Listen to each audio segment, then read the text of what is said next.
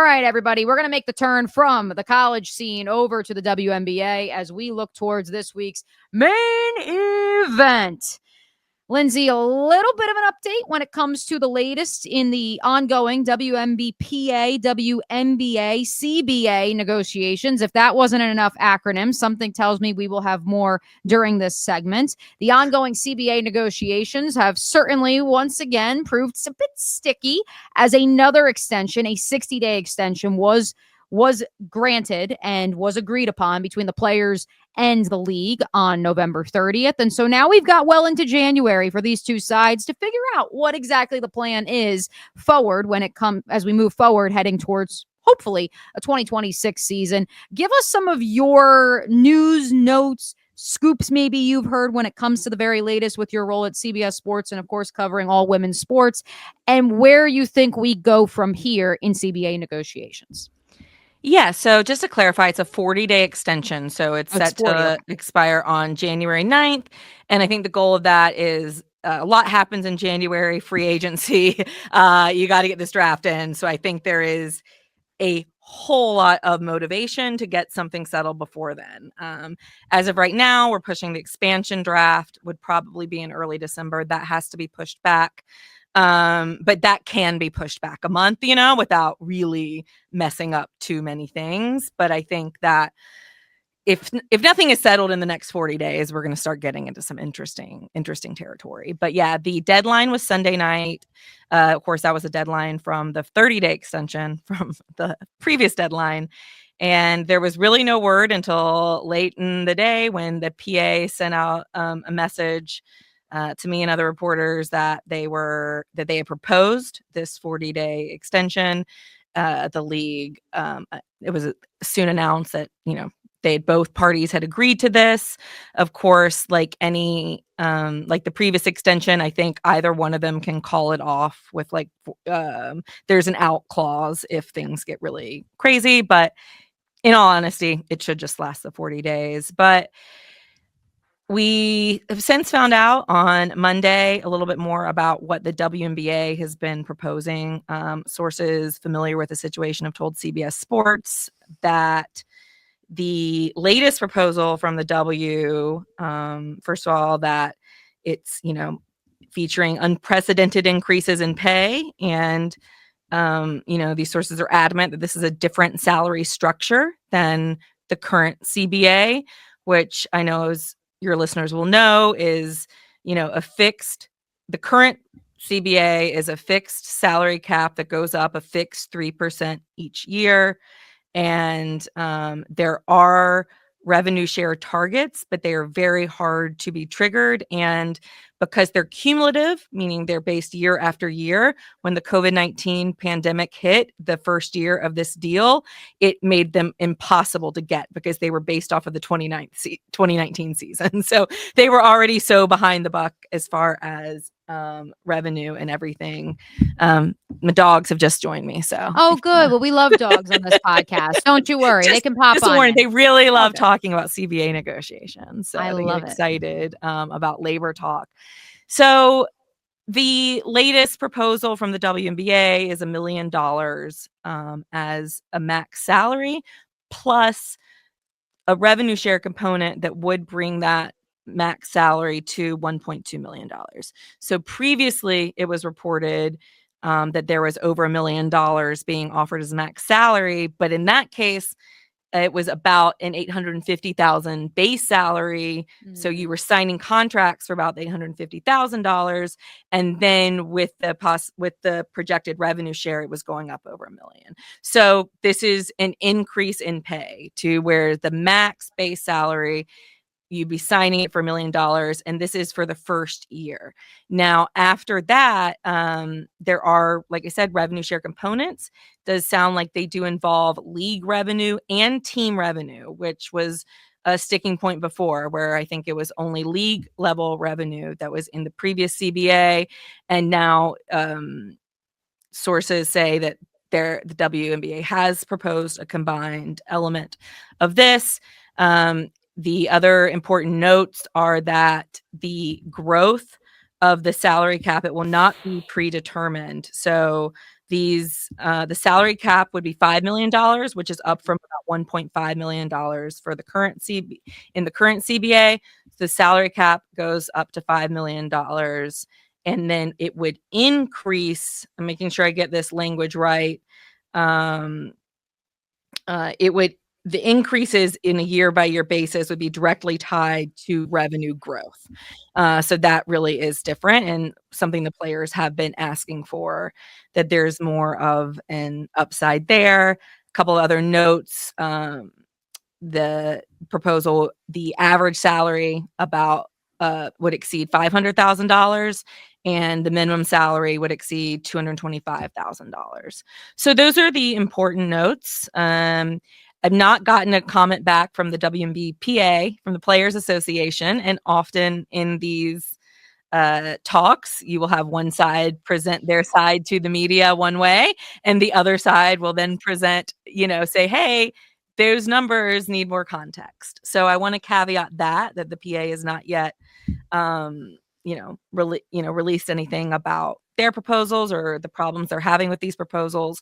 But I do think this is a sign that things are moving in the right direction. The fact that we're now combining league revenue and team revenue, the fact that things are increasing, and the fact that the growth each year is not preset at like a 3%. Now, what the information we don't have is how much of a revenue share is this, right? Is this an actual 50-50 split? Is this even, I don't think we'd ever get to a 50-50 in this negotiation. Is this 30-70 or is this, 15-85? And, I don't know that we'll know those exact numbers because everything is so in flux. But, we don't know how hard it is to reach those targets, whether those targets are seen as attainable.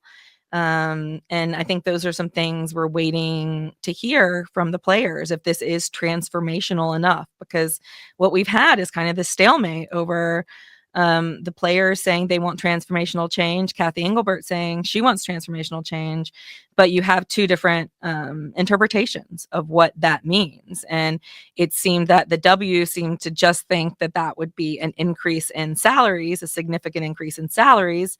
And nobody is saying that going from a $1.5 million salary cap to a $5 million salary cap isn't significant.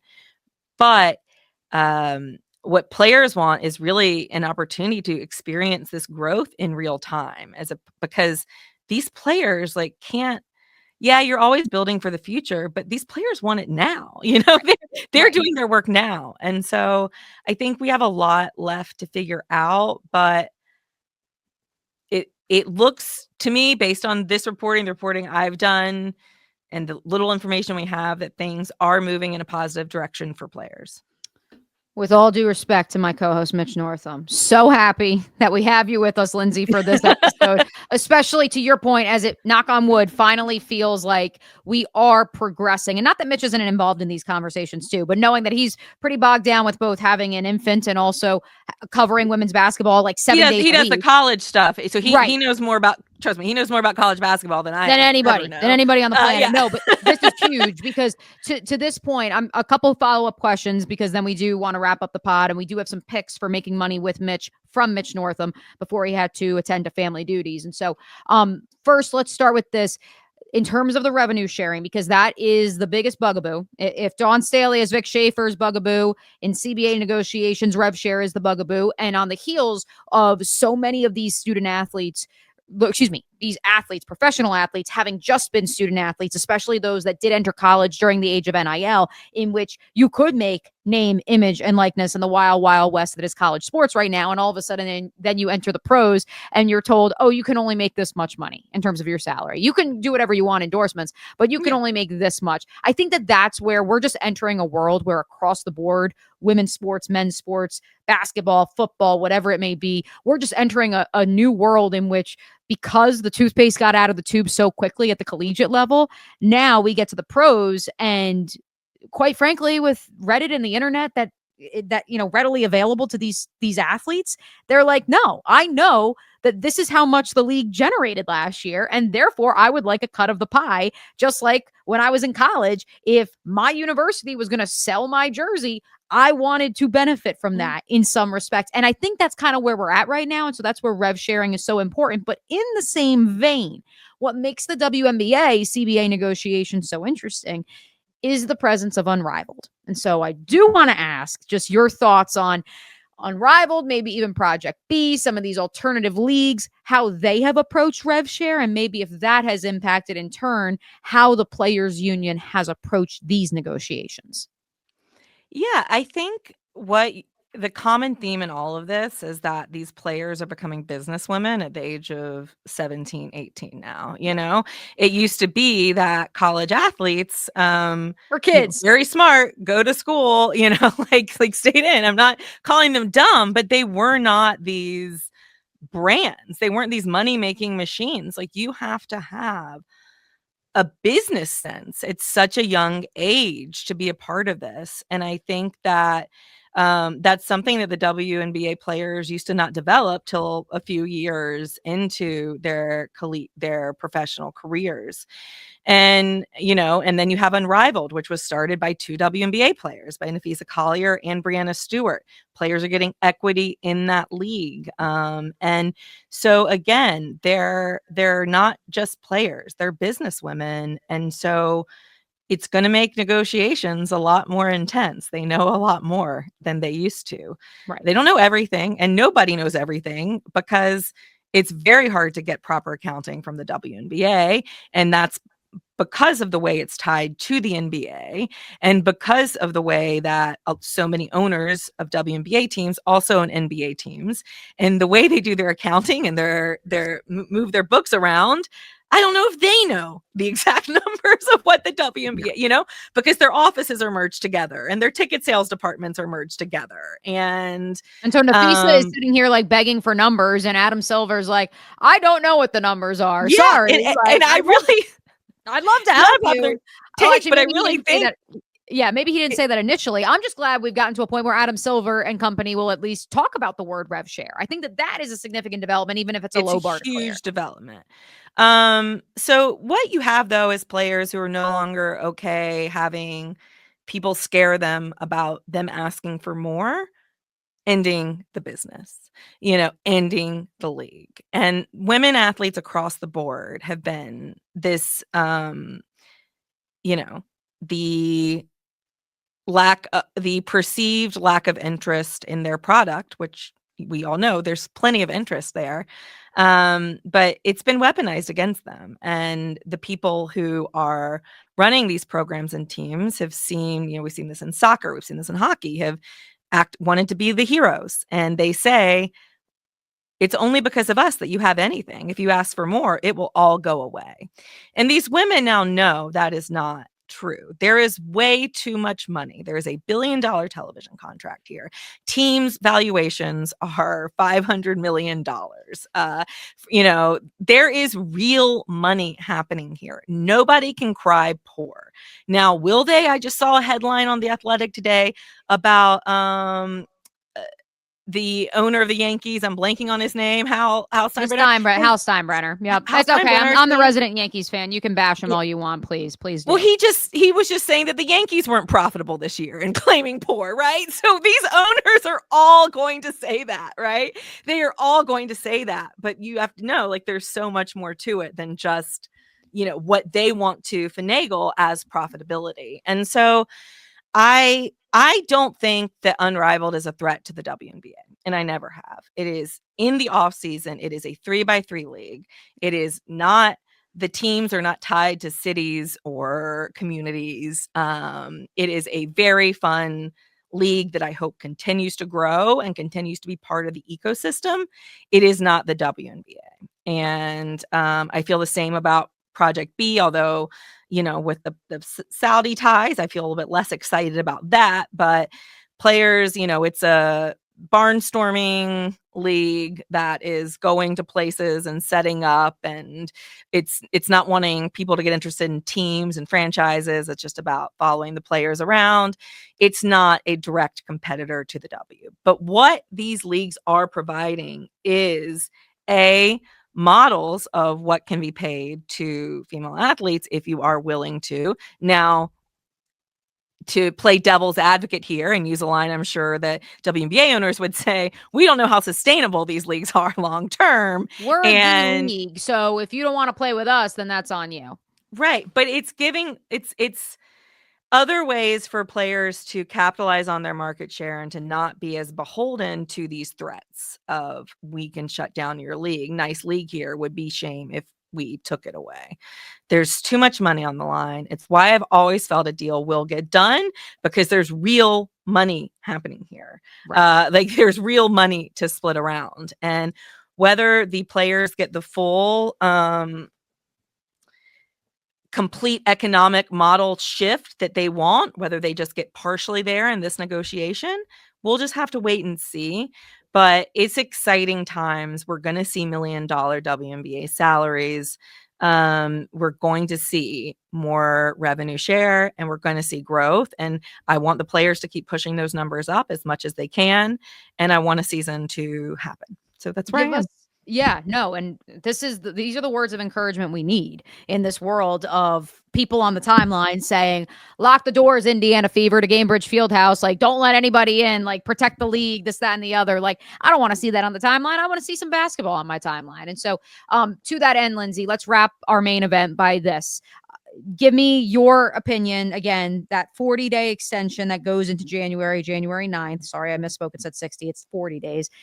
Even numbers. You know what I mean. Oh, I totally. Even numbers. Even I knew it was more than 30. It was into January. But hey, listen, I can't believe it's December 1st as we're recording this podcast. So 40-day extension, in your estimation, does the deal get done by then? If not, what happens? / then expansion draft right after? When do training camps open? When can players go into the facility? I know obviously right now during this extension right now, they can have access to the facility. Yeah, I do think it's going to get done, and maybe I'm being naive and Pollyannish here.